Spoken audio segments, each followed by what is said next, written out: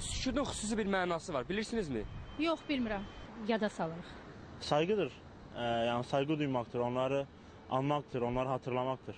Bir dəqiqə deyəndə ki, yəni bu simvolik olaraq bir dəqiqədir. Bir dəqiqə yox, çox fikirləşə bilərsən.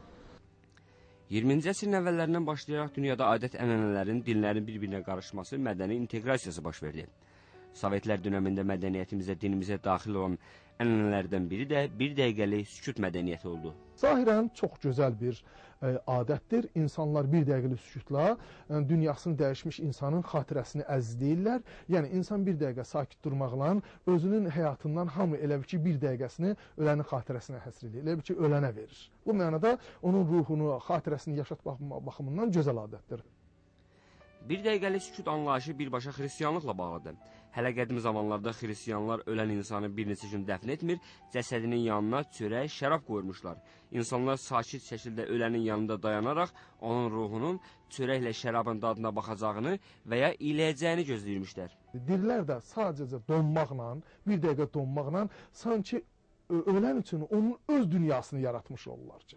O da çox rahat şəkildə gəlir, dini inanca görə təbii ki, həmin gəlir o araqdan dadırdı, çörəkdən dadırdı, ya onu iyiləyirdi və s. hər hansı bir formada çıxıb gedirdi. Beləliklə, sonra Sovet hökuməti qurulandan sonra biz bildiyimiz ki, Sovet hökuməti ateist bir hökumət idi, dini adət və ənənələri rədd edirdi. Lakin insanların əsrlərdən bəri, o cümlədən xristianların əsrdən bəri ölünü dəfn etmə adəti vardı. Təbii ki, o özündən yeni bir ölünü dəfn etmə adəti uydura bilməzdi. Bütün dünyada ölünü çiynə götürürlər, öləni insanlar yığışıb aparıb dəfn edirlər. Bu, bəşəri bir hadisədir.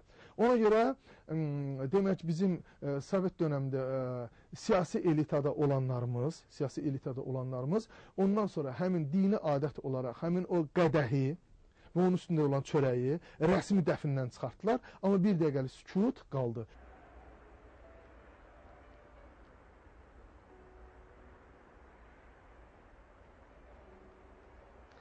Təbii ki, bu xristiyan adət-ənənəsi idi.